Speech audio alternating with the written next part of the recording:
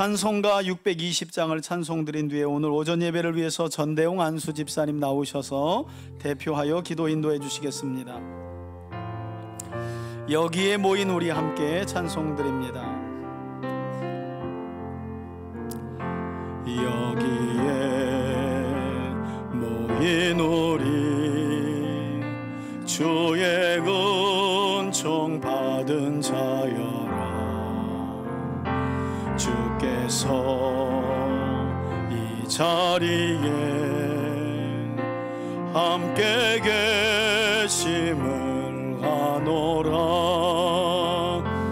언제나 주님만을 찬양하며 따라가리니 시험을 당할 때도 함께 계시면 이 믿음도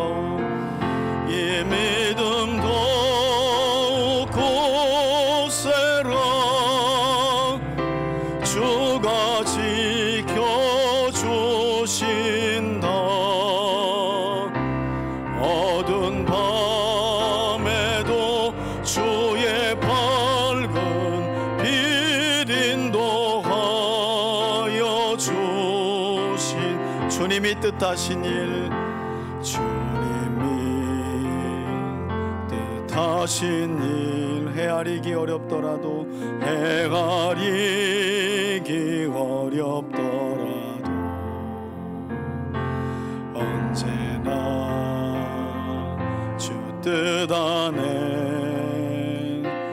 내가 있음을 아노라. 사랑과 말씀들이 나를 더욱 새롭게 하니 때로는 넘어져도 넘어 최후 승리를 믿노라. 최후 승리를 믿노라면 이 믿음도 굳세라. 주가 지켜주신다.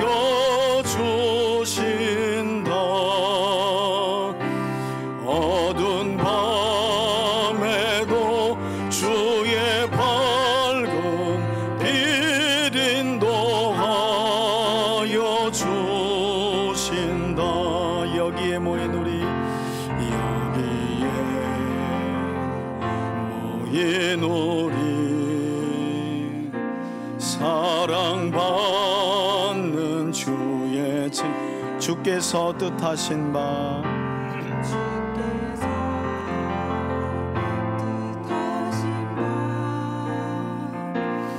우리 통에 펼치신다. 고통과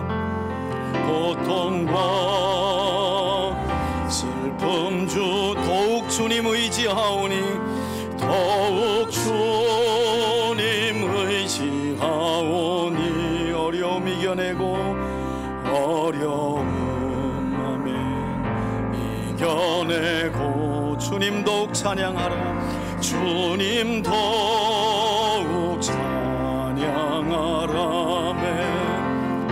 이 믿음 더욱 굳세라. 주가 지켜주신다.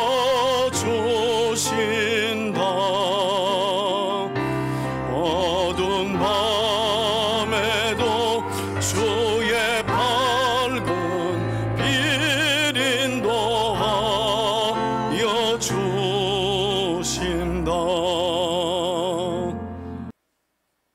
수료장 드리겠습니다. 수료증 제23-7호 이름 이한철 집사. 위 사람은 3대 교회 제자반 6기 모든 과정을 성실하게 마쳤으므로 이 증서를 수여합니다. 주 2023년 6월 18일 대한예수교 장로회 3대 교회 담임 목사 박영화. 축하드립니다, 집사님.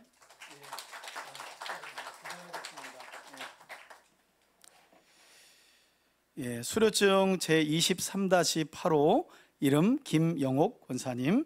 예, 아래 사항은 같습니다. 우리 박수로 격려하겠습니다. 고생 많으셨습니다. 예, 수료증 23-9호 우리 이름 전상은 집사. 예, 위 아래 사항은 같습니다. 수고했습니다. 수고 많았어요. 반주하느냐고 손에 땀이 많이 났네. 예. 수료증 23-10호 이름 박주현 성도. 아래 사항은 같습니다. 축하합니다. 자, 뒤로 보시고요. 예, 우리 차렷 경례.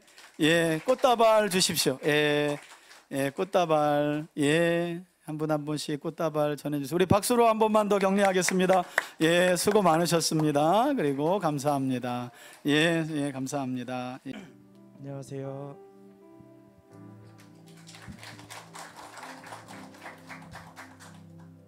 이번에 제자훈련 6기를 수료한 박주현입니다. 먼저 제자훈련 수료식에 간증을 할 수 있도록 허락하신 하나님께 감사드립니다. 저는 부모님을 통해 모태신앙으로 자랐고 어렸을 때부터 주일학교와 중고등부 그리고 대학생을 거쳐 3대 교회에서 하브르타 주일학교 성경 공부를 배우며 하나님에 대해 배울 수 있었습니다.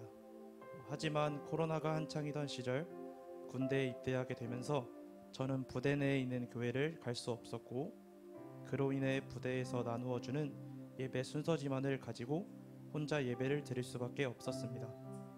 돌아보았다면 그때가 제 신앙생활의 가장 큰 위기였습니다. 그래도 감사했던 것은 교회에 나가 예배 드릴 수 없는 저를 위해 목사님께서 핸드폰으로 매주마다 잊지 않고 예배 영상을 보내주셔서 그나마 온라인을 통해 예배 생활을 이어갈 수 있었다는 것입니다.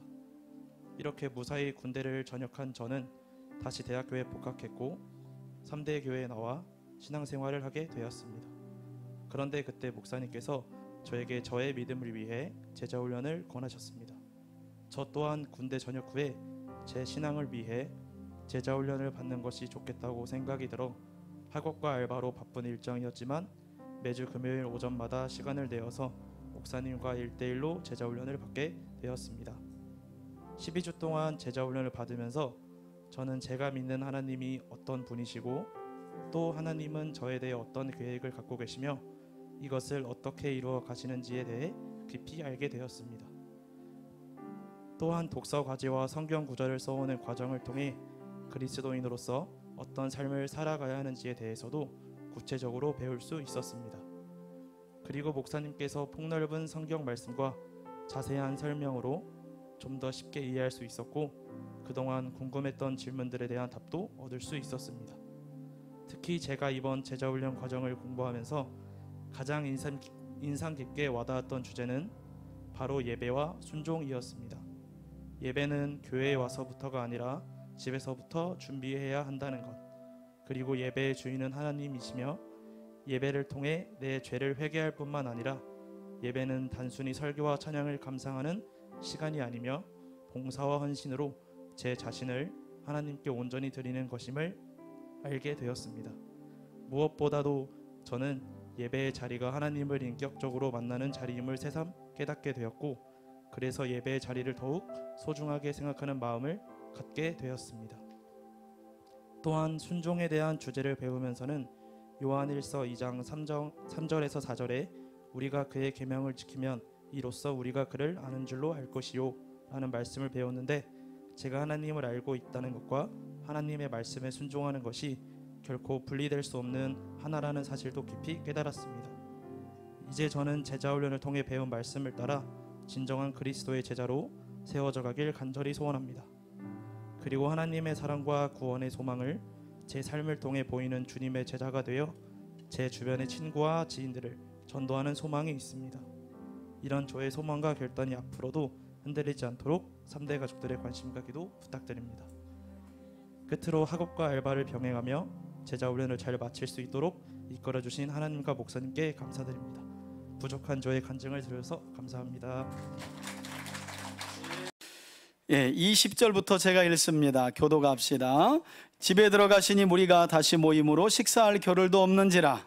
예수의 친족들이 듣고 그를 붙들러 나오니 이는 그가 미쳤다 하미로라. 예루살렘에서 내려온 서기관들은 그가 바알세불이 집혔다 하며 또 귀신의 왕을 힘입어 귀신을 쫓아낸다 하니 예수께서 그들을 불러다가 비유로 말씀하시되 사탄이 어찌 사탄을 쫓아낼 수 있느냐. 또 만일 나라가 스스로 분쟁하면 그 나라가 설 수 없고 만일 집이 스스로 분쟁하면 그 집이 설 수 없고 만일 사탄이 자기를 거슬러 일어나 분쟁하면 설 수 없고 망하느니라. 사람이 먼저 강한 자를 결박하지 않고는 그 강한 자의 집에 들어가 세간을 강탈하지 못하리니 결박한 후에야 그 집을 강탈하리라. 내가 진실로 너희에게 이르노니 사람의 모든 죄와 모든 모독하는 일은 사하심을 얻되 누구든지 성령을 모독하는 자는 영원히 사하심을 얻지 못하고 영원한 죄가 되느니라 하시니 이는 그들이 말하기를 더러운 귀신이 들렸다 하미러라.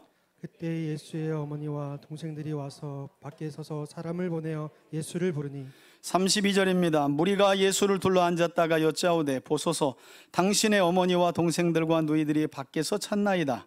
대답하시되 누가 내 어머니이며 동생들이냐 하시고 둘러 앉은 자들을 보시며 이르시되 내 어머니와 동생들을 보라. 35절 다 같이 읽습니다. 누구든지 하나님의 뜻대로 행하는 자가 내 형제요 자매요 어머니니라.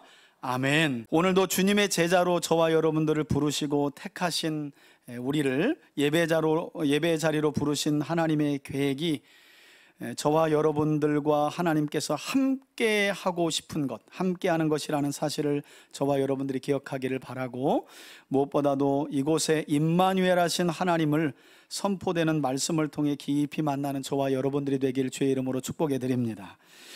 여러분, 천지 창조의 역사를 기록하고 있는 창세기부터 시작해서 종말의 시간표까지 기록되어 있는 요한계시록까지 기록하고 있는 성경 66권은 다양한 신학적 메시지, 곧 하나님의 음성을 우리에게 들려주고 있습니다. 그리고 그 다양한 신학적 주제들 가운데 빼놓을 수 없는 아주 중요한 주제가 하나 있는데, 그것은 다른 것이 아니라 성경이 창조주와 구원의 주가 되시는 하나님이 범죄함으로 하나님을 떠난 죄인을 구원하시는 구속의 이야기를 핵심적으로 우리에게 가르쳐주고 있다라는 것입니다. 그리고 이 구속의 이야기 정점에 우리가 잘 알고 있는 대로 바로 십자가를 지신 예수님께서 계신 겁니다. 이처럼 하나님은 끊임없이 범죄하고 타락한 이스라엘 백성들을 그들의 죄악으로부터 돌이키게 하셨고, 돌이켜 하나님께로 나오는 자들을 끊임없이 용서해 주셨다라고 성경은 말씀합니다. 그래서 성경 안에 다양한 주제가 있지만 성경은 구속사 중심의 메시지를 우리에게 가르쳐주고 있다라고 대부분의 신학자들은 이야기를 하곤 합니다. 그리고 무엇보다도 이런 구속의 역사는 용서의, 다른 말로 말하면 용서의 역사라고도 부를 수 있습니다. 그러니까 죄인들이 돌아오면 그들의 죄를 용서해 주시고 구원해 주시는 일은 다른 말로 하면 용서해 주시는 하나님의 사역이었다라고 말한다는 것이죠. 그런데 오늘 본문에 보면 성경 전체가 이처럼 구속의 이야기고, 하나님이 하나님께로 죄를 회개하고 돌이키는 자들에 대해서 용서해 주시는 역사임에도 불구하고 오늘 본문의 말씀을 보면 놀라는 정도가 아니라 충격적이에요. 여러분, 예수님께서 어떤 말씀을 하고 계신가? 조금 전 우리가 읽어본 것처럼 예수님은 오늘 본문의 한복판에서 이 세상에서 뿐만 아니라 죽은 이후 내세에서도 절대 용서받을 수 없는 죄가 있다라고 말씀하신다는 거예요. 아니, 성경 전체의 가장 중요한 신학적 메시지가 구속의 이야기고 용서의 이야기인데, 오늘 그 용서의 정점에 예수님의 십자가가 있는 거잖아요. 그런데 너무나 충격적이게도 예수님께서 용서해 주실 수 없는 죄, 그냥 용서가 아니라 이 땅에서도 안 되고 죽은 이후에 내세에서까지도 용서해 줄 수 없는 죄가 있다라고 말씀하신다는 거예요. 그 죄가 바로 성령을 모독하고 회방하는 죄다라고 말씀하십니다. 여러분, 그러나 우리가 오늘 본문을 살펴보며 놓치지 말아야 할 핵심적인 메시지가 있는데요, 오늘 앞뒤 이렇게 단락으로 보면 가족 이야기가 있고 한복판에 성령을 회방하는 죄에 대한 말씀이 기록되어 있어요. 그리고 많은 분들이 조금 이 본문을 어려워합니다. 도대체 성령을 회방하고 모독한다는 이 죄가 본문에서 뭘 말하는지에 대해서 어려워하는 본문이에요. 근데 더 중요한 건요, 성령 회방죄, 곧 성령을 모독하여 영원히 사함되지 않는 죄가 무엇인지 아는 것도 중요한데 왜 이 이야기를 하는지가 더 중요해요. 예수님은 이 성령 모독죄 또는 성령 회방죄를 통해서 진짜 예수님이 말씀해 주고 싶은 건 성령 회방죄가 뭔지 알아야 된다라는 것이 아니라 그 성령 회방죄를 알아야 진짜 하나님 나라의 가족이 될 수 있고 되지 않을 수 있다라는 사실을 우리에게 가르쳐 주고 있다는 거예요. 그래서 오늘 본문의 핵심은요, 성령 모독이나 회방죄 자체가 핵심이 아니라 누가 과연 하나님 나라의 가족이 될 수 있는가, 어떤 자들은 하나님 나라의 가족이 될 수 없는가에 대한 말씀을 오늘 본문이 우리에게 가르쳐 주고 있다는 거예요. 쉽게 말하면 우리가 흔히 말하는 것처럼 누가 천국 갈 수 있는가, 이 이야기가 오늘 본문의 핵심이기도 합니다. 그러니 중요한 거죠, 그죠? 자, 그럼 본문의 말씀을 우리가 함께 좀 천천히 살펴보도록 하겠습니다. 여러분 20절을 보세요. 어떤 학자는 이 집이 가버나움에 있는 예수님의 집이었을 것이다 라고 말하는데, 일단 성경은 예수님이 지금 누구의 집에 가 있다라고 하는 말씀을 정확하게 하고 있지 않아요. 그러나 아마도 이곳은 가버나움이었을 거고 예수님은 지금 누군가의 집에 들어가신 거예요. 그렇게 20절이 시작하죠. 예수께서 그 집에 들어가시니 무리가 다시 그곳에 모임으로, 그래요. 여러분 이 20절에 쓰인 문장을 보면 현재 진행형으로 쓰여 있어요. 무슨 말인가 하면 지금 무리가 모여있고 끝나는 것이 아니라 계속 예수님께서 이제까지 우리가 마가복음 1장과 2장에서 살펴본 것처럼 그냥 어떻게 해서든지 자기 병이 낫고 또 귀신 들린 자가 고침받고 또 그것을 구경하고 자기 눈으로 목격하겠다고 또 많은 사람들이 계속해서 지금 몰려오고 있는 중이다라는 사실이 계속해서 오고 있는 상황을 설명하고 있는 거예요. 여러분 그것 때문에 예수님이 뭐 할 겨를도 없었다 그래요? 예, 식사할 겨를도 없으셨대요. 그런가 하면 예수님은 시장에 가지고 나사로의 집에 머문 이후에 나사로의 가정이 너무너무 가난하니까 베다니에서 나와가지고 벳바게에 가가지고 아직 무화과 철이 아닌데도 맛없는 무화과를 따먹으려고 했는데 그 무화과가 열리지 않았으니 주님이 무화과를 저주하신 일도 있어요. 말씀을 묵상하고 설교를 준비하면서 뭘 생각해 보게 됐냐면, 나도 이처럼 하나님 일을 하는데 배고픔을 잊고 열심을 가지고 했던 일이 언제였지 하고 제 스스로 돌아봤어요. 여러분 어떠세요? 배고픈 줄도 모르고 정말 열심히 주의 일을 했던 일이 다 우리에게도 있었겠지요? 묵비권을 행사하시네. 아마 신앙의 연륜이 있으신 분들은 한 번쯤 이상은 반드시 있을 거예요. 또 어떤 경우에는 내 삶의 문제가 큰데 그 문제마저도 그냥 하나님 앞에 내려놔 놓고 그냥 쉽게 말해 교회 일 하는데 그냥 하나님 일 하는데 열심을 내었던 분들도 아마 계실 거예요. 그런 분들은 오늘 본문이 위로가 되죠. 우리 예수님도 식사할 겨를도 없이 병든 자들, 귀신 들린 자들, 복음에 목마른 자들을 하나님 나라 천국 잔치로 초청하는 그 일에 온 힘을 쏟으셨구나. 여러분 성경은 의미 없이 진행되는 말씀이 없어요. 식사할 겨를도 없으셨다는 건 예수님이 그만큼 바쁘시기도 하셨지만 예수님은 완전하신 하나님이신 반면에 완전한 인간이셨다는 사실을 우리에게 가르쳐주고 있는 거예요. 예수님도 식사를 하셨어야 하는 분이라니까요. 그런데 너무 사역이 바쁜 거예요. 저는 주중에 사역을 하고 또 공부하면서 식사할 겨를이 없어도 컵밥을 사다 놓고 밥 먹어가지고 예수님께 좀 죄송스럽더라고요.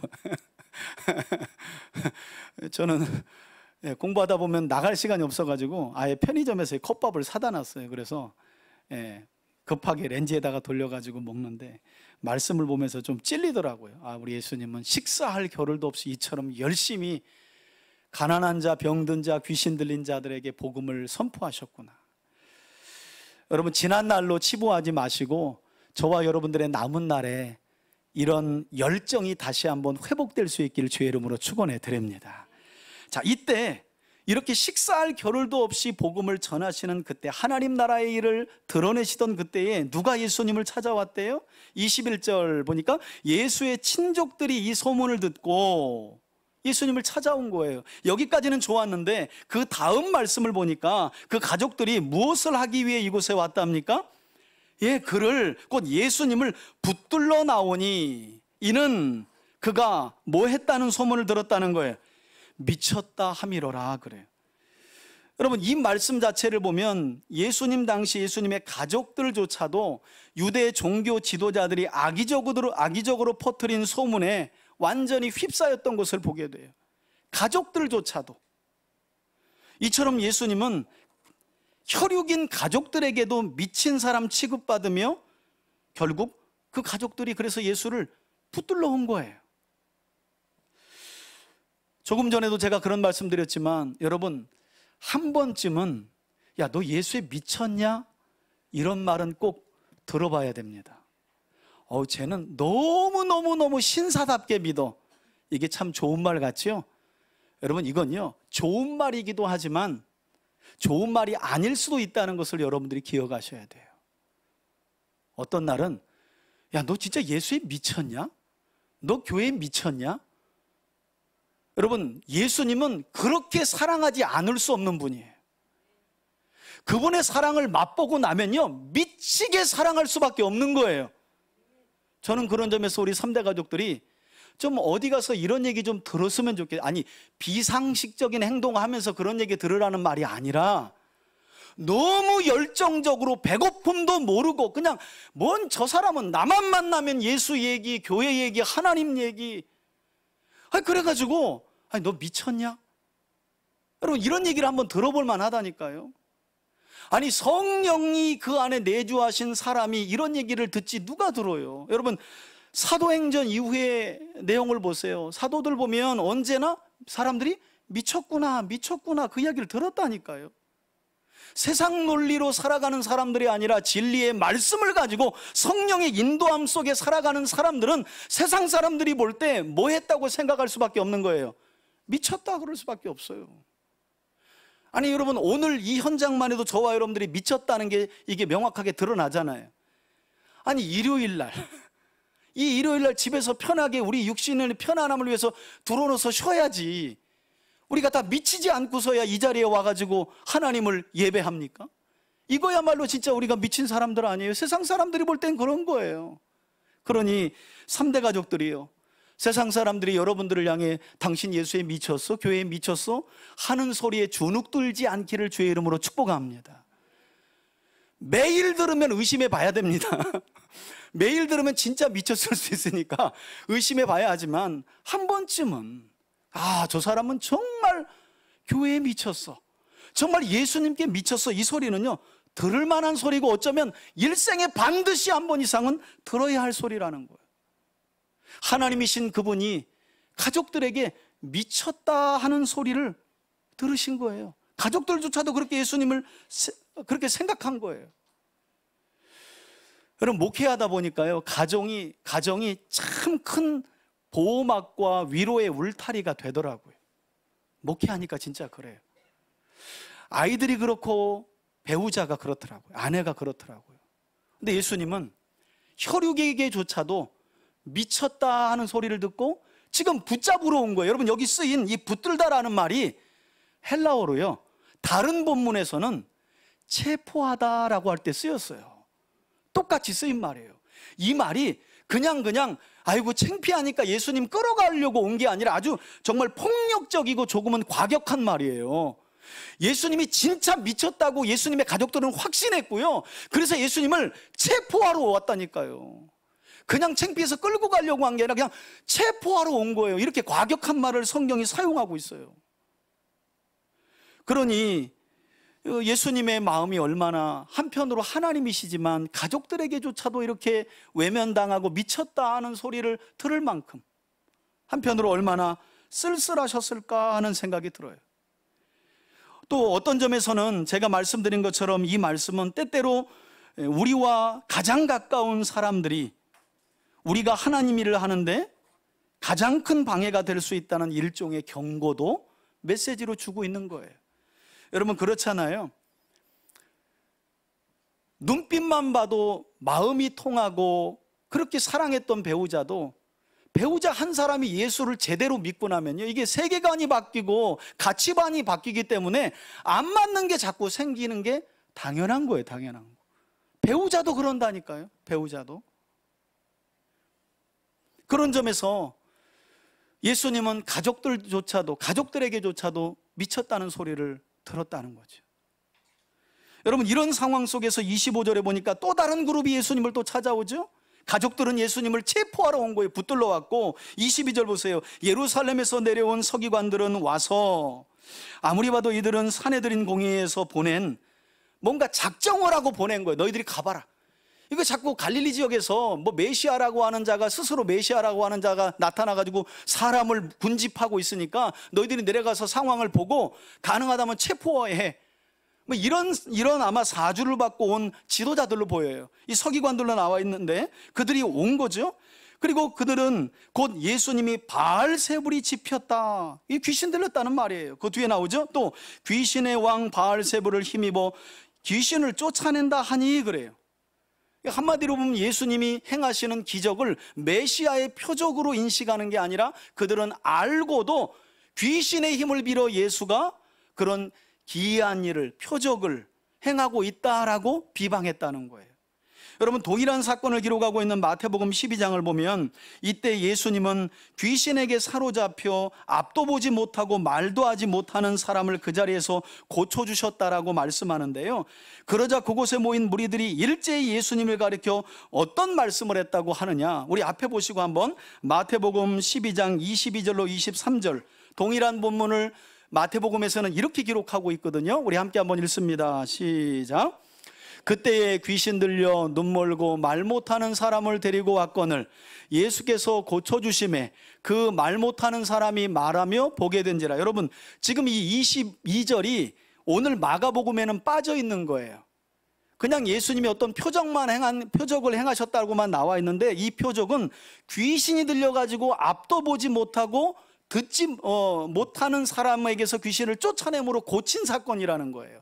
자, 그랬더니 사람들이 어떤 반응을 했는지 한번 보세요. 23절입니다. 무리가 다 놀라 이르되 일어난 일을 보고 예수님을 가리켜 뭐라고 말했다고요? 예, 이는 다윗의 자손이 아니냐 그래요. 이렇게 말씀한 거예요. 그러니까 여러분 무리들은 안 거예요. 이런 표적은, 이런 신기한 기적은 누구 외에는 일으킬 수 없다는 걸. 예, 그리스도, 메시아, 하나님의 아들 예수님이 아니면 일으킬 수 없는 일임을 알고 그가 다윗의 자손 아니냐? 그리스도 아니냐? 메시아 아니냐? 이렇게 반응을 보였다는 거예요. 하지만 예수님이 이처럼 메시아로서의 표적을 확실하게 증거로 보였음에도 불구하고 예루살렘으로부터 온 이 종교 지도자들인 서기관들은 이 표적에 대해 뭐라고 비방했다는 거예요? 메시아의 표적이 아니라 그가 귀신의 왕인 바알세불, 파리의 왕이라는 뜻이거든요. 이 바알세불의 힘을 빌려서 이런 기적을, 이적을 행하고 있다, 이렇게 아주 악의적이고 고의적으로 비방을 했다는 거예요. 여러분 여기서 우리가 깨닫게 되는 것이 무엇인가 하면 우리는요, 보혜사 성령께서 우리들로 하여금 말씀 안에서 지혜를 주시고 깨닫게 하지 않으면 교회 안에서 일어나는 귀신의 일도 하나님의 일로 둔갑시켜 착각하여 알 수 있고요, 여러분 교회 안에서 어떤 신비한 일이 일어난다고 다 하나님이 행하시는 게 아닙니다. 유튜브에서 여러분들이 보시잖아요. 얼마나 귀신의 장난들이 교회 안에서 행해지고 있는지. 그 한복판에 또 목회자들이 있어요.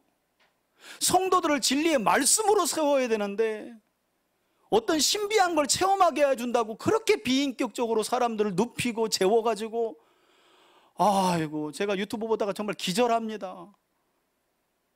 여자 집사님들을 세워놓고 삥삥 돌려가면서 깔깔거리고 뛰게 하고 앉은 자리에서 불불불 막 이래가면서 사람을 조종하고, 여러분, 그건 진짜 천벌받을 일입니다. 천하보다 귀한 한 생명을 어떻게 그렇게 다룰 수가 있어요? 하나님은 그 아들을 보내 십자가에서 그 영혼을 구원하려고 아들을 내어주셨는데 어떻게 그 천하보다 귀한 영혼을 놓고 그렇게 성령으로 장난을 칠 수 있냔 말이에요. 저는요, 목사로서 아주 정말 소름이 돋아요. 야, 저가 과연 하나님을 아는 자인가? 하나님을 안다면 어떻게 한 영혼을 저렇게 장난감처럼 다룰 수가 있을까? 너무 마음이 아파요. 여러분, 성령이 아니면요, 교회 안에서 다 일어나는 신비한 일은 다 하나님이 하신다는 거예요. 그렇지 않아요. 얼마든지 귀신의 역사일 수 있다는 거예요. 그러나 성령이 충만하고 진리의 말씀 안에서 조명을 받으면 귀신의 일을 분별할 수 있고 하나님의 일을 분별할 수 있게 되는 줄 믿습니다. 어떤 신비한 일이 우리 눈앞에서 일어나도요, 하나님이 하셨는지 귀신이 하고 있는지 보면 알아요. 보면 알아요. 신비한 일 그 자체가 하나님의 일임을 말해주지 않거든요. 귀신도 얼마든지 신비한 일을 할 수 있잖아요. 그러니 말씀 안에서 조명해 주시고 깨닫게 하시는 성령의 충만함을 저와 여러분들이 매일의 삶 속에서 받아야 할 줄 믿습니다. 그러면 분별이 가능해요. 여러분, 요한계시록을 보세요. 많은 사람들이 어디로 끌려가요? 기적과 표적과 거짓 이적을 행하는 대로 다 끌려간다잖아요. 일어나는 현상 보고 따라간다는 거예요. 그런데 예수님은 어떤 말씀을 하세요? 양은 목자의 음성을 듣나니, 내 양은 하나님께서 택하신 사람들은 하나님의 말씀에 귀를 기울이고 그 진리만을 따라가게 되는 줄 믿습니다. 여러분, 뭘 좀 체험을 덜 해서 목마름이 계신 분들이 있으세요? 성경을 열어서 읽었는데 그게 믿어지면 가장 큰 기적이 일어난 것인 줄 믿으시길 바랍니다. 그것보다 더 큰 기적이 어디 있어요? 2000년 전 있었던 예수님의 십자가 사건이 나를 위해 죽으신 사건으로 읽혀져서 눈물이 나. 여러분, 어떤 기적을 원하세요? 어떤 체험을 원하세요? 그것 이상으로 어떤 체험이 있겠어요? 그게 가장 뜨거운 체험이죠. 그게 가장 하나님이 우리를 사랑한다는 경험 아니겠어요? 이거 외에 뭐가 필요해요? 뭐 손바닥이 뜨거웠느니. 저도 한때 그 현장에 있어가지고 발바닥 뜨거운 사람 손 들어 그러는데 괜히 심리적으로 발바닥이 뜨거운 것 같아. 그래서 또 손 들고. 그 진리의 말씀을 모르면 그냥 이런저런 세상 풍조에 말도 안 되는 일에 그 영혼을 끌려다닐 수밖에 없는 거예요.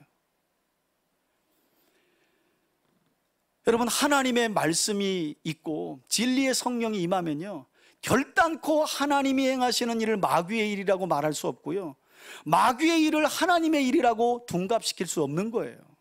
그런 점에서 이 서기관들은 율법 교사임에도 불구하고 진리의 성령을 받지 못한 사람들이죠. 왜? 예수님을 통해 드러난 하나님의 일들을, 병을 고치고 귀신들이 떠나가서 자유함을 주셔서 구원하시는 일을 보고도 바알세물을 힘입어 저가 귀신의 힘을 빌어서 지금 이상하고 신비한 일을 행하고 있구나라고 악의적이고 고의적으로 비방했기 때문이죠.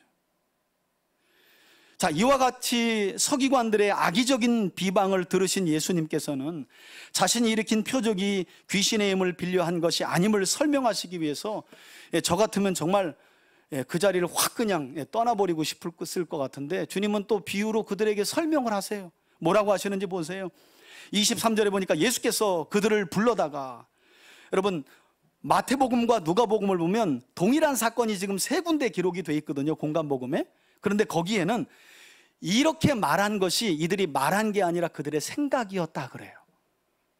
아무래도 저 예수가 바알세불을 힘입어 기적과 표적을 행하는 것 같은데 하고 심중에 생각했다는 거예요. 근데 주님이 그걸 읽으신 거예요.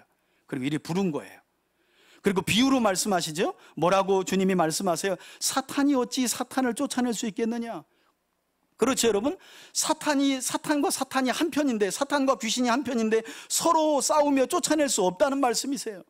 왜냐? 24절에 조금 더 설명이 붙습니다. 만일 나라가 스스로 분쟁하면 망하지 않겠느냐? 여러분, 열왕기서를 보면 이스라엘이 왜 망합니까? 이스라엘은 외세에 의해 망한 것이 아니라요, 솔로몬의 타락으로 인해서 나라가 쪼개지고 말았다고 성경은 분명하게 이야기합니다. 그 어떤 강대국도 이스라엘을 무너뜨린 일이 없어요. 이스라엘의 멸망과 고난은 언제나 그들 스스로 하나님의 말씀을 떠난 상황이었다는 것을 기억할 필요가 있어요. 그러니 나라 내분이 일어나면 망하는 거예요. 25절에 가정도 마찬가지죠. 가정이 언제 어려워요? 여러분, 돈 때문에 어려워요?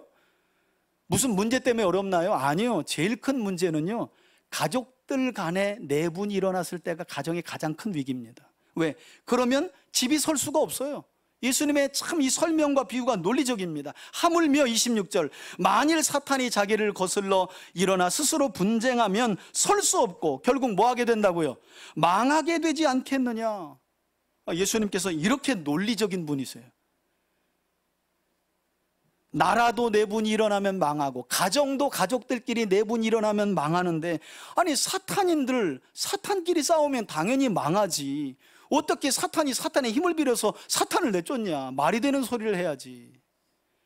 뿐만 아니라 예수님은 자신의 능력이 결코 귀신의 능력을 빌려 일으킨 것이 아님을 말씀하기 위해서 어떤 설명도 곁들이십니까? 27절에 보니까 사람이, 중요하죠. 먼저 강한 자를 결박하지 않고서는 그 강한 자의 집에 들어가 살림살이를 말하는 세간을 강탈하지 못하리니 그 강한 자를 결박한 후에야 그 집을 강탈하리라 그래요. 무슨 말씀입니까? 마귀보다 강하신 구세주 예수님이 마귀를 결박하지 않고서는, 조금 전에 제가 설명드린 것처럼 귀신 들려 앞을 보지 못하고 귀로 듣지 못하는 그 사람에게서 귀신을 내어 쫓을 수 없었다라고 주님은 지금 말씀하고 계신 거예요. 여러분, 우리는 복음서 안에서 거라사 지역의 군대 귀신도 예수님 앞에 쩔쩔매면서, 레기온이라는 말은 당시 로마 군단을 말하는 거예요. 그러니까 이 거라사의 귀신은요, 저는 그 귀신을 표현할 때 뭐라고 지칭해야 되는지, 6,000분이라고 귀신을 말해야 되는지 6,000마리라고 얘기를 해야 되는지, 이거 설교할 때마다 힘든 거예요. 귀신을 6,000분이라고 하자니 좀 애매하고 6,000 또 마리라고 하자니 그렇고, 아무튼 뭐 6,000 여러분, 레기온이라는 말은요 6,000마리나 되는 귀신이 그 사람 한 몸에 들어갔다는 거예요. 그렇게 6,000마리가 들어간 귀신도 예수님을 보자마자 그냥 땅에 엎드려가지고, 하나님의 아들 예수여, 우리가 당신이 누구인지를 알고 아직 우리의 때가 되지 않았는데 왜 오셨습니까? 하고 쩔쩔매는 모습, 그리고 예수님께 우리로 하여금 저 비탈길에 있는 돼지떼에 들어가게 하소서라고 애원하는 모습을 봤잖아요. 여러분, 이와 같이 예수님은 마귀를 결박하고 귀신을 쫓아낼 능력만 가지신 분이 아니라 그들을 지옥에 보낼 권세를 가지신 하나님의 아들이신 줄 믿습니다. 그래서 실제로 마태복음 10장 28절에 성경은 이와 같이 우리에게 예수님이 누구이신지를 설명하죠. 우리 앞에 보고 한번 읽겠습니다. 시작.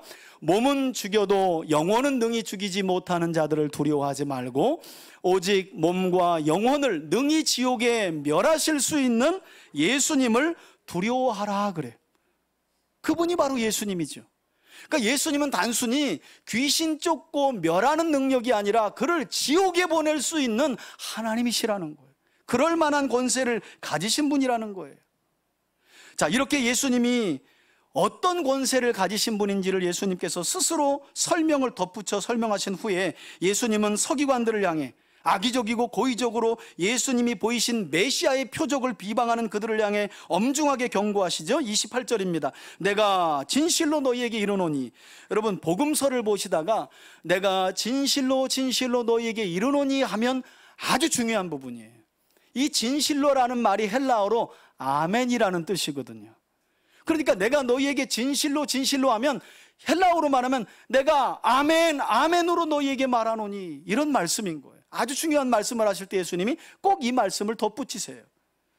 내가 너희에게 이르노니 사람의 모든 죄와 모독하는 일은 용서함을 받지만, 29절에 그러나 누구든지 모하는 자는요, 성령을 모독하는 자는, 즉 이 말씀은 조금 전에 예수님이 듣지 못하고 말 못했던 사람에게서 귀신을 쫓아낸 바로 그 표적이 성령을 힘입어 드러내신 하나님 나라의 일이었음에도 불구하고 그것을 직접 목격하고도 악의적으로 회방하거나 모독하는 자들을 말씀하고 있어요. 그들은 어떻게 된다고요? 영원히 사하심을 얻지 못하고 영원한 죄가 되느니라 라고 주님은 말씀하십니다. 그리고 30절에 보니까 이렇게 다시 한번 말씀하시죠. 이는 그들이 말하기를 예수께서 행하신 메시아의 표적을 뭐라고 비방했다는 거예요? 더러운 귀신이 들렸다 함이라. 여러분, 그 다음이 이제 중요하니까 잘 들어보세요. 여러분, 여기까지의 말씀은 여기 마가복음뿐만 아니라 마태복음 12장과 누가복음 11장에 동일하게 기록이 돼 있어요. 여기까지는 내용이 같아요. 그런데 이제 이 이후의 내용이 조금 달라요. 어떻게 다르느냐? 동일한 사건이 기록되어 있는 마태복음 12장에서는 여기까지 동일한 기록을 한 후에, 특별히 그 이후에 어떤 말씀을 기록하고 있느냐? 성령을 모독하는 죄의 절대적인 통로가 되는 말에 관한 가르침으로 성령을 모독하는 죄에 대한 말씀을 결론 짓고 있어요. 결국 말로 이 이야기를 맺어요. 그러니까 성령을 회방하고 모독하는 그 죄의 핵심에는 뭐가 있다는 거예요? 말이 있다고 말씀하세요. 말로써 인자를 거역하면 용서를 받지만 말로써 성령을 회방하거나 모독하는 자는 용서함을 받지 못한다 하면서 마태복음 12장의 이 단락의 결론은 사람이 그 마음 안에서 선한 마음에서 선한 것이 나오고 악한 것에서 악한 말이 나온다. 그러면서 마지막에 어떤 말씀을 하고 있느냐? 우리 그 결론되는 말씀만 한번 읽어볼까요? 마태복음 12장 37절입니다. 앞에 보시고 함께 읽습니다. 시작. 내 말로 의롭다함을 받고 내 말로 정죄함을 받으리라. 아멘.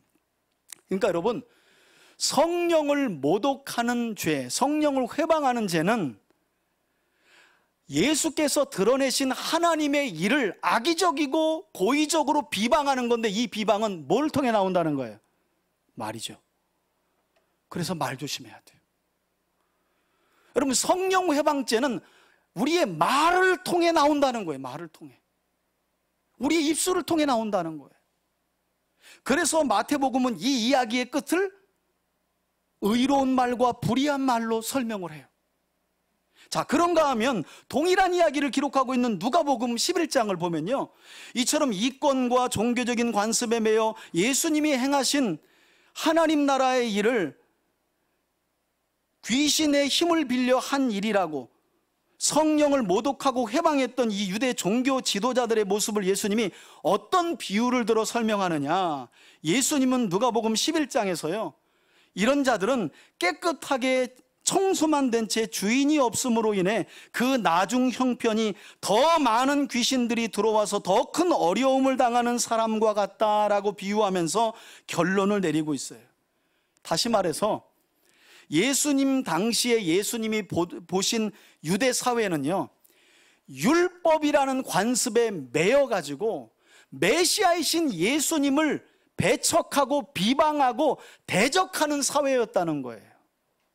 그러니 예수님이 보실 때 유대 사회는 뭔가 그 집이 깨끗이 율법을 통해 청소는 되어 있는데 중요한 건 청소된 집에 누가 없어요? 주인이 없는 거예요. 그래서 그 사람에게서 나간 귀신이 우리가 잘 아는 것처럼 어떻게 그 이후에 더 많은 귀신을 데리고 그 사람에게 오니 그의 형편이 이전보다 나중이 더 심하니라. 여러분, 놀랍게도 성령 회방죄에다가 누가는 이 이야기를 붙여놨다는 거예요. 이게 다 하나의 세트입니다.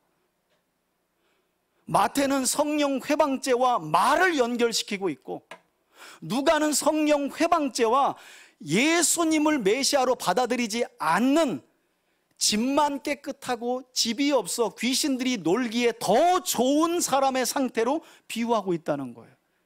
그러니 여러분, 우리도 자칫 잘못해서 우리의 신앙생활 안에, 우리 삶 안에 예수가 없고 종교에 매여서 교회를 다니기 시작하면 우리 마음만 청소된 채 누가 없는, 주인 없는. 여러분, 주인 없는 집은 누가 좋아해요? 귀신이 좋아해요. 그냥 나갔다가 더 많은 귀신들을 데리고 들어오는 거예요. 여러분, 우리가 그런 경우 정말 종종 봅니다. 신앙생활을 오래 하신 분인데도 귀신에게 그렇게 고통을 당해요. 돌아볼 필요가 있죠. 물론 우리가 알 수 없는 신비한 어떤 하나님의 섭리가 있을 수도 있지만 돌아봐야 한다는 거예요. 내가 진짜 예수를 구주로 믿고 그분의 말씀을 따라 살아가는 삶이 아니라 종교적인 관습에 매여가지고 신앙생활 하지는 않나. 왜? 그렇게 된다면 우리라는 우리 영혼의 집이 청소만 된 채 주인이 없는, 그래서 귀신이 놀기에 더 좋은 상황만 돼버린다니까요. 누가는 성령 회방죄를 그렇게 붙여서 또 설명하고 있어요. 자, 그런데 이제 중요해요. 오늘 마가복음은 성령 회방죄에 대한 말씀을 하고 난 뒤에 어떤 이야기로 오늘 본문을 마치냐면 가족 이야기를 다시 꺼내요.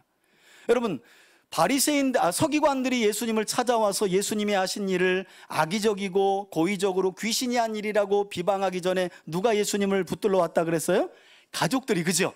그런데 이 이야기 끝에 마가는 가족 이야기를 다시 붙이고 있다는 거예요. 왜? 마가가 성령 회방죄를 통해 이야기하고 싶은 건, 그러면 이 성령 회방죄를 통해 누가 하나님 나라의 가족인가를 말씀하고 싶기 때문이에요. 그래서 여러분, 복음서의 내용이요, 똑같은 사건을 기록하고 있더라도 어떤 문맥 안에서 이 이야기가 들어가 있는지를 보셔야 돼요. 그럼 내용이 바뀌어요. 마태는 말 잘해야 된다, 말로 성령을 회방할 수 있기 때문에. 누가는 예수를 믿지 않으면, 예수를 비방하고 예수를 대적하면 성령 회방죄인데, 그렇게 되면 그런 사람은 마음만 청소되고 그 영혼만 청소된 채 귀신이 더 역사하기 좋은 상황이 된다라고 설명하고 있는 거예요. 그리고 마가는 가족 이야기를 꺼내죠. 마지막 보세요. 31절입니다. 그때에 예수의 어머니와 동생들이 와서, 여러분 마태복음 6장에 보면 성령으로 잉태되신 분은, 마리아를 통해 잉태되신 분은 예수님 한 분이고요, 예수님 탄생 이후에 마리아와 요셉 사이에서 동생들이 납니다. 여기 오늘 본문에 요셉의 이름이 없는 것은 요셉은 나이가 많이 들었고 아마 일찍 좀 죽었던 것으로 보여요. 그래서 동생들만, 어머니와 동생들만 찾아왔다 그러죠. 예수님의 이 동생은 야고보와 요셉과 유다와 시몬이라는 남동생이 있었고, 오늘 본문에도 나오지만 최소 2자매가 있었던 것으로 보여요. 그러니까 이들이 밖에서 사람을 보내어 예수를 부르니, 뭐 하려고 불렀다고요? 붙들려고. 체포한다는 의미라고 말씀드렸잖아요. 잡아갖고 가려고 지금 부르는 거예요. 그랬더니 무리가 예수를 둘러 앉아있다가 예수님에게 그 이야기를 전합니다. 보소서, 당신의 어머니와 동생들이, 지금 동생들과 누이들이 밖에서 당신을 찾고 있습니다. 여러분, 그랬더니 이 이야기를 무리들이 예수님께 전해 주었더니 33절이 결론이죠. 오늘 본문의 말씀은 성령 회방죄가 무엇인가도 중요하지만 성령 회방죄를 알아야 예수의 가족, 천국의 가족, 하나님 나라의 가족이 될 수 있고 없고가 결정되거든요. 그 이야기를 하고 있는 거예요. 그래서 가족 이야기로 결론을 내고 있는 거예요. 여러분, 예수님 이야기가 어떻게 말씀되어집니까? 33절을 보세요. 대답하되 누가 내 어머니이며 동생들이냐? 아니, 예수님이 갑자기 눈이 머셨나? 딱 봐도 마리아인 거 알고 자기 동생인 거를 아셨을 텐데, 야, 누가 내 어머니고 내 동생이냐? 그렇게 말씀하신 뒤에 34절이 중요합니다. 둘러앉은 자들을 보시며 이르되, 여러분, 이 둘러앉은 자들이 누굴까요? 조금 전 예수님께서 귀신 들려 앞을 보지 못하고 듣지 못한 자에게서 귀신을 쫓아냈을 때 이 무리들이 예수님을 가리켜 뭐라고 고백했다 그랬어요? 야, 이는 다윗의 자손이 아니냐? 저분 메시아 아니야? 저분이 그리스도 아니야? 라고 말한 사람들이에요. 그리고 그들은 말만 할 뿐만 아니라 지금 예수님 곁에서 예수님이 하시는 하나님 나라의 복음을 뭐하고 있는 사람이에요? 듣고 있는 사람들이에요. 주의 말씀을 듣고 있는 그들을 가리켜서 예수님이 뭐라고 말씀하세요? 둘러앉은 자들을 보며 이르시되 이들이 내 어머니와 내 동생이니 보라 그래요. 여러분, 예수님은 이 땅에 오셔서 가족의 의미를 다시 한번 재정리하신 분이세요. 우린 보통 하면 이제 혈육을 가족이라고 말하잖아요. 혈육의 가족이 있고요. 그러나 그리스도인이 된 사람들은 한번 따라합시다. 영적인 가족. 여러분, 영적인 가족이 생긴 줄 믿습니다. 저와 여러분들은 그리스도 예수님 안에서 영적인 가족이 된 줄 믿습니다.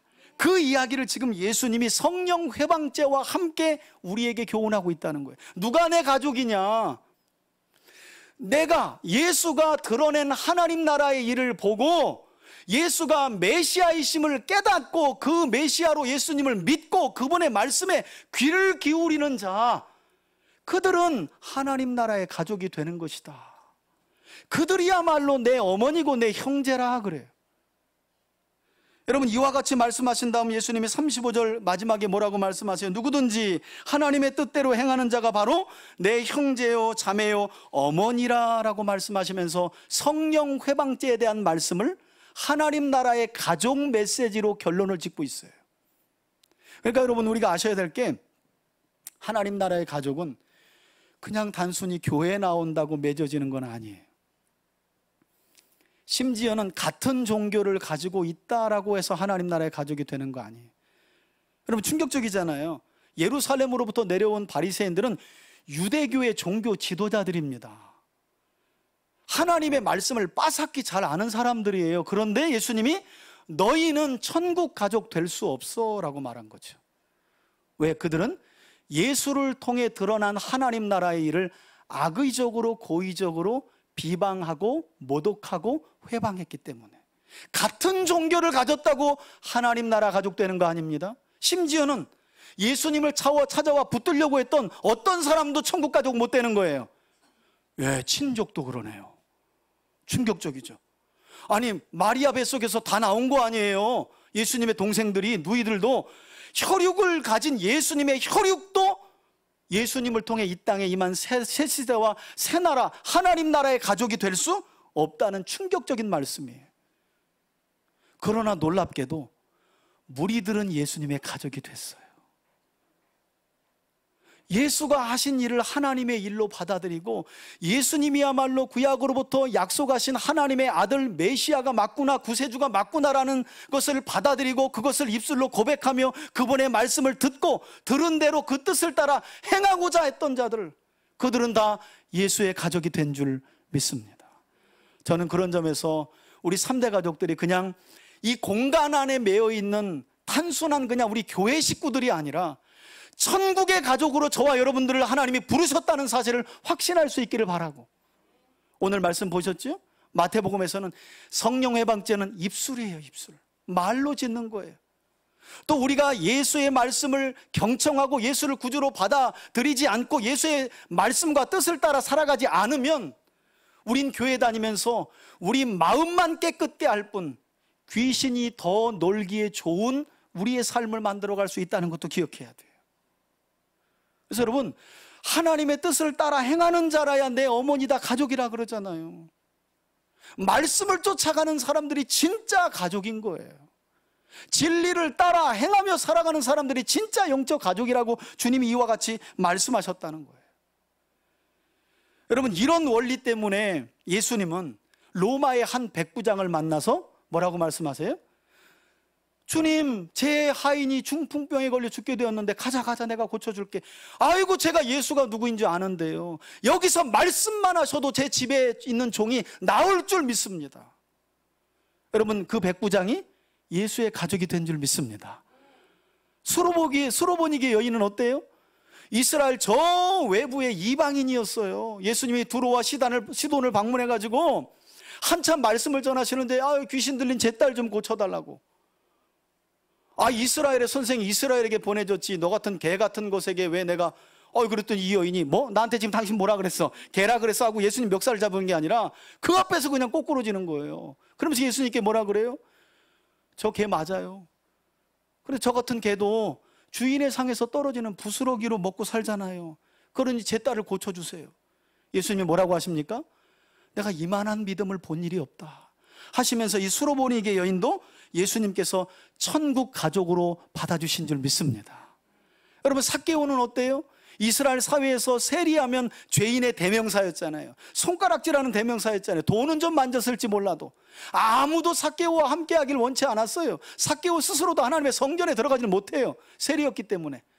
그런데 그런 삭개오가 예수님이 그 집을 방문해서 제가 훔친 일이 있으면 4배나 갖고 재산 절반을 나누어서 가난한 자들에게 나눠주겠습니다 했더니 너야말로 아브라함의 후손이구나. 하나님께서 삭개오를 천국의 가족으로, 하나님 나라의 가족으로 불러주신 줄 믿습니다. 그래서 여러분, 이게 이제 천국의 역설적인 진리예요. 진짜 하나님 나라 들어갈 것 같은 사람들이 못 들어가고, 저런 사람들은 종교적으로 흠이 없고 저렇게 열심히 해서 누가 봐도 하나님 나라의 가족이 될 것 같은데 안 되는 거예요. 그런데 늘 비리비리해. 누가 봐도 불안한 거예요. 아니, 저렇게 신앙생활에서 되겠어? 그런데 그런 사람들이 오히려 자신의 연약함을 예수 앞에 고백하고, 저는 이렇게 또 쓰러지고 또 넘어질 수밖에 없는 연약한 존재이니 주님, 저를 붙들어 주세요. 이런 자들을 주님은 하나님 나라의 가족으로 지금도 받아주고 계시다는 거예요. 여러분, 오늘 본문의 말씀은 흔히 이단들이 주장하는 것처럼 그러므로 육신의 가족은 참된 가족이 아니니 내버리고 교주를 따라가자, 이런 말씀 아니에요. 오히려 이 말씀은요, 육신의 가족을 가장 소중하게 여겼던 예수님 당시에 선포된 말씀이라는 것을 우리가 기억할 필요가 있어요. 즉, 예수님은 육신의 가족도 소중하지만 예수님을 통해 드러난 하나님 나라를 받아들이고 믿어서 천국의 새 가족된 성도들은 그들이 몸담고 있는 교회 공동체의 연합 안에서 육신의 가족 그 이상의 끈끈할 뿐만 아니라 영원히 함께할 관계로 묶여 있음을 깨닫고 그 안에서 서로 섬기고 사랑하고 배려해야 하는 가족이라는 사실을 잊지 말라는 메시지가 이 안에 담겨져 있는 줄 믿습니다. 여러분, 육신의 가족은 이 땅에서만 함께 하잖아요. 그러나 저와 여러분들은 어디까지 가야 돼요? 그래서 제가 말씀드렸잖아요. 천국 가게 되면 동쪽에 기둥이 하나 있는데 그쪽으로 모이시라고. 제가 또 서쪽 가서 모이지 말고, 또 안 와가지고 또 저 찾아 돌아다니게 하지 말고, 또 그랬다가 또 여러분들이 저를 찾아 돌아다니다 또 아니, 우리 목사님 여기서 만나기로 했는데 또 예수님께 우리 목사님 어디 갔는데 제가 없으면 또 곤란하겠죠, 그죠? 네. 여러분, 하나님 나라는, 하나님 나라의 가족이 이와 같다는 거예요. 하나님 나라의 가족이. 얼마나 놀라운 말씀이에요. 얼마나 우리에게 위로가 돼요. 제가 신학교 다니면서 보니까 뭐 할아버지가 순교자고 아버지가 목사님이고, 대가 벌써 제가 이게 영적인 계보를 갖다 붙일 수가 없는 거예요. 이게 말하자면 저는 영적으로 개족보야, 개족보. 이게 다 불교에다가 뭐 이쪽 집안인 거예요. 그 얼마나 꿀렸겠어요.